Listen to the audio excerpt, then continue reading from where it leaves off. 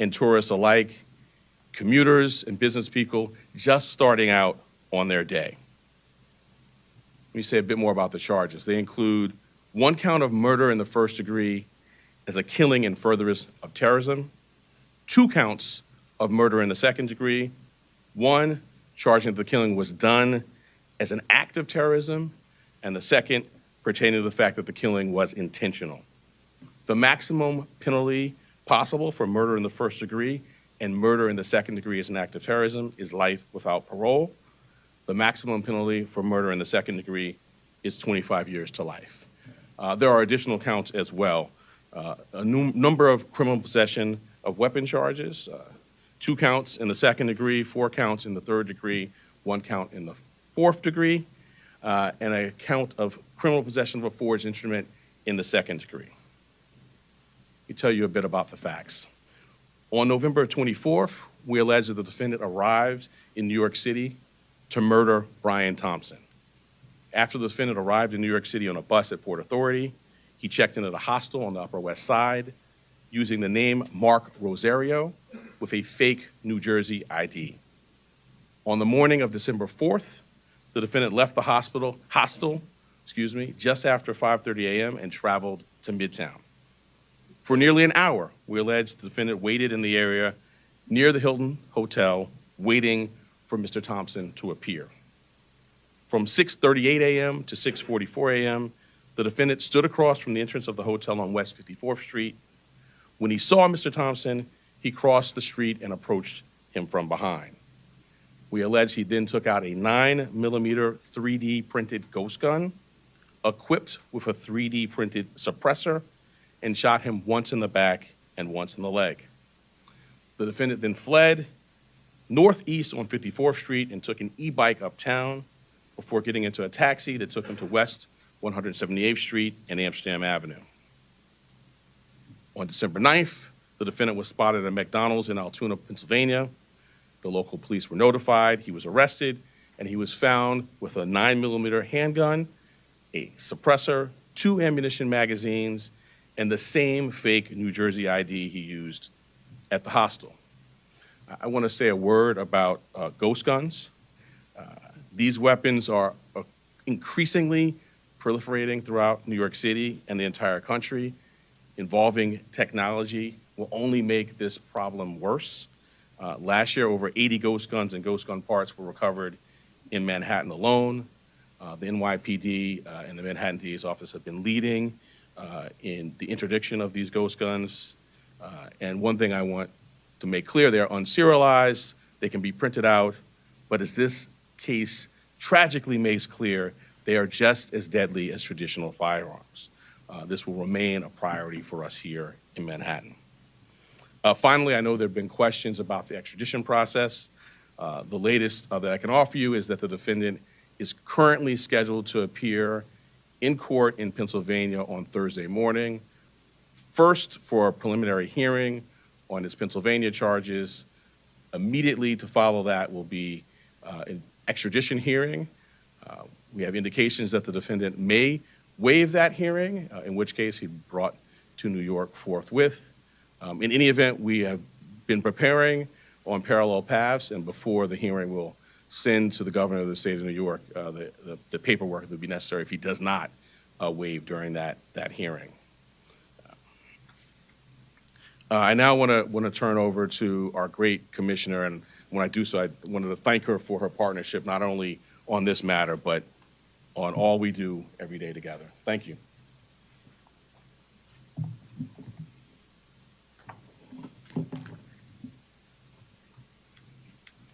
Good afternoon, everyone. The unsealing of today's indictment brings us one step closer to securing justice for Brian Thompson and his family and affirming the primacy of the rule of law in the city of New York. NYPD detectives worked tirelessly to piece this case together. And along the way, the Manhattan DA's office made sure we had every legal tool available to us. Whether quickly providing subpoenas to assist with our evidence collection, or traveling with us to Altoona, Pennsylvania last week after the apprehension, our partnership made this a successful investigation. So I'd like to thank District Attorney Bragg and his team for their work in bringing this case forward. Part of that work included the relentless collection and analysis of surveillance video by our detectives, which ultimately produced a clear image of our suspect. That image was shared far and wide through the media, and thanks to an observant McDonald's customer and the employee who alerted the police, Mr. Mangione was quickly brought into custody. This outcome is why we always emphasize the critical role of the public in our public safety mission. So again, I want to thank everyone who saw something, said something, and did something. That is why we have a suspect in custody today. As DA Bragg said, Luigi Mangione is now formally charged and indicted for murder. And let me be perfectly clear. In the nearly 2 weeks since Mr. Thompson's killing, we have seen a shocking and appalling celebration of cold-blooded murder. Social media has erupted with praise for this cowardly attack. People ghoulishly plastered posters threatening the CEOs, other CEOs, with an X over Mr. Thompson's picture, as though he was some sort of a sick trophy. And yesterday, the New York Post reported that some extreme activists were circulating a deck of cards with other most wanted CEOs to be targeted for assassination. These are the threats of a lawless, violent mob who would trade in their own vigilantism for the rule of law that protects us all. Let me say this plainly. There is no heroism in what Mangione did. This was a senseless act of violence. It was a cold and calculated crime that stole a life and put New Yorkers at risk. We don't celebrate murders, and we don't lionize the killing of anyone. And any attempt to rationalize this is vile, reckless, and offensive to our deeply held principles of justice. Now, as we await the extradition process in Pennsylvania to complete, we continue our public safety work here at home. That includes our focus on the growing threat of ghost guns, one of which was used in this attack. The NYPD remains committed to tracking down and removing these untraceable weapons from our streets. And we will do that work hand in hand with District Attorney Bragg here in Manhattan and in every other borough to ensure that those who possess, distribute, and use these weapons are held fully accountable. Finally, I want to again thank every member of the NYPD, uniform and civilian, working on this case, led, of course, by our great Chief Kenny, whether in Midtown North Squad, Homicide, the Crime Scene Unit, Intelligence Bureau, and everywhere else. All of you contributed to today's indictment, and you've brought the Thompson family one step closer to justice in this case. Thank you.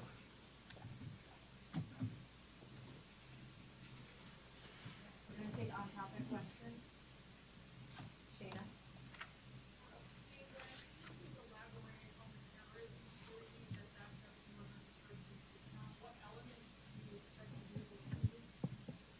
Sure. So, in its most basic terms, this was a killing that was intended to evoke terror.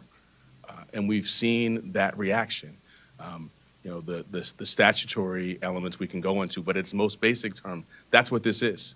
This was not an ordinary killing, not to suggest that any killing is ordinary, but this was extraordinary, and the New York State Legislature has, set out, both the paths that we talk about, both the murder one and murder two, and this, we allege, is certainly squarely within those statutes, which talk about intending to do exactly what we saw happen here. Anthony? Maybe Chief Kenny could get into this, but I'm wondering sort of the timeline between December 6th, when the FBI was notified by the San Francisco police about this missing person that was called in from Luigi's mother, and the time that they contacted you about this. Were you aware of this when he was arrested, or was this something that was still being processed at the time? So the original missing report took place back in November 18th in San Francisco.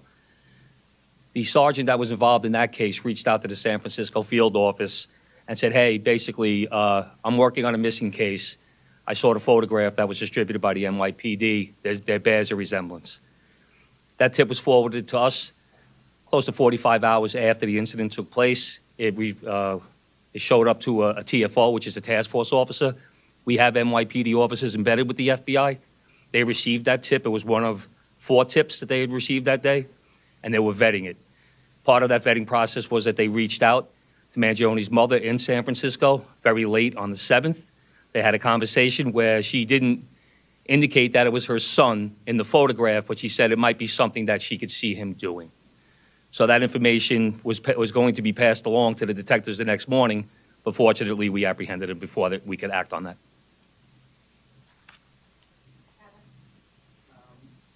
The commissioner has talked about how the defendant's been lionized and celebrated. I'm wondering how concerned you are about a potential jury knowing that someone on that jury would be someone that would lionize and celebrate him. Well, I want to echo the commissioner's words and concerns, which I think were put forth beautifully. I mean, we see a lot in these jobs. I meet with the families of homicide victims, and I just can't wrap my head around the notion that someone is celebrating this. To your specific question, you know, we're at the beginning of a litigation now with our charge. We have a phenomenal trial team in place, led by ADA Joel Seidman, who has been in this office for more than 40 years and handled some very challenging matters. We have a voir process in place. I have faith in our jury system to select 12 people who can be fair and impartial, but we'll move forward, and that's something well down the road, but we'll be ready when that time comes. 2 questions if possible. One will be about Mr. Thompson's matter. But the first, I want you just maybe to explain more to viewers how you come to the conclusion that this is an act of terrorism. I think it's an important part of this. And so I'm hoping maybe you can explain that a little more, just sort of define maybe the statute here. Sure, and my point, I mean, the statute talks about attempts to influence or coerce a civilian population.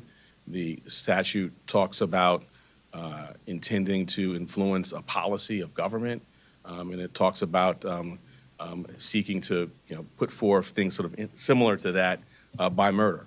So the statute, the plain language of the statute is clear. Obviously, we've charged it, the grand jury has voted on it, and we intend to go forward and prove it. But I think it does help to take a step back and think about the proof in the case, some of the writings.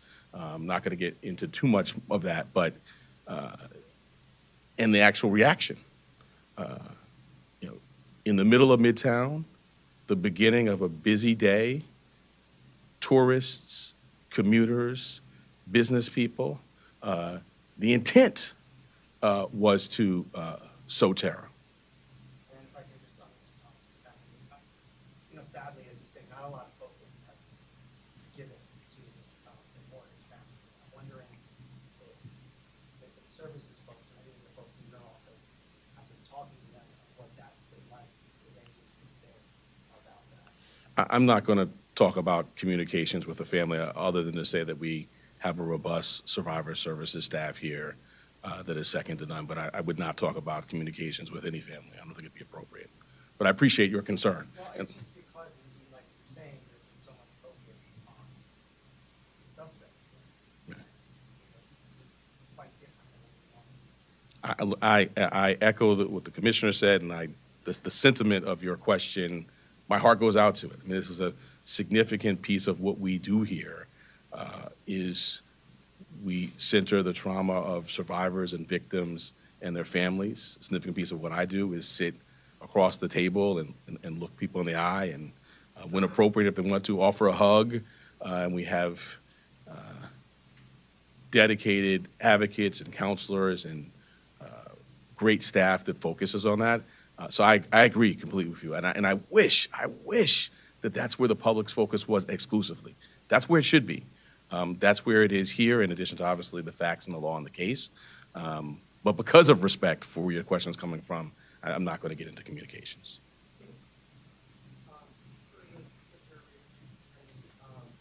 Given the celebration of Bragg, wondering if NYPD is appreciating any of the practices or on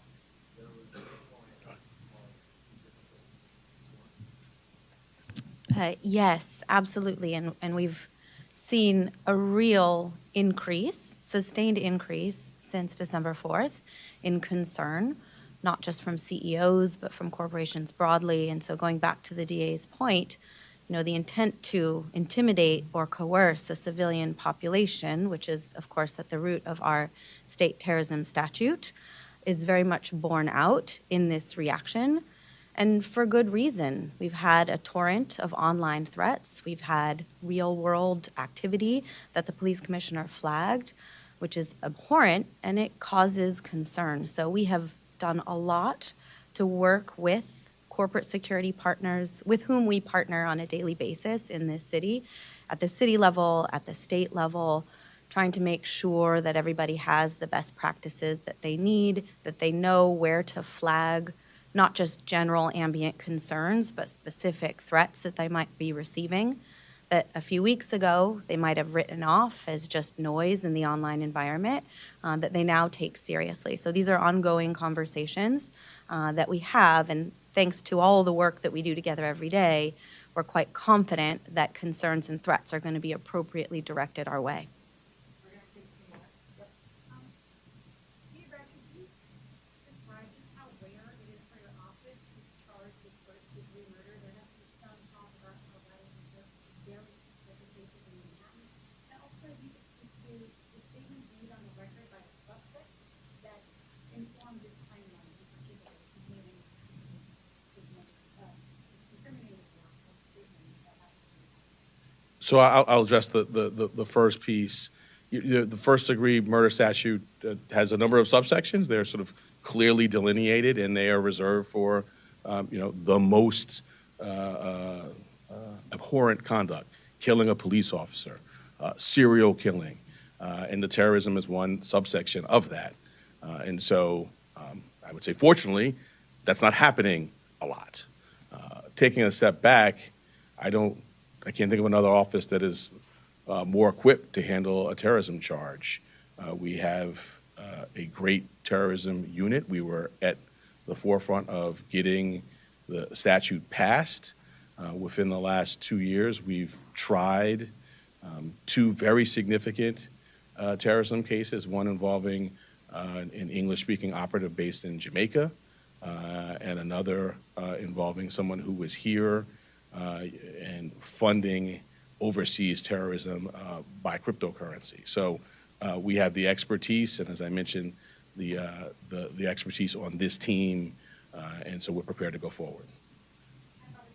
Yeah, I'm not going to go beyond what's in the filing. All right, last question, Laura. Are you able to just say now what it takes effectively seeking the maximum sentence?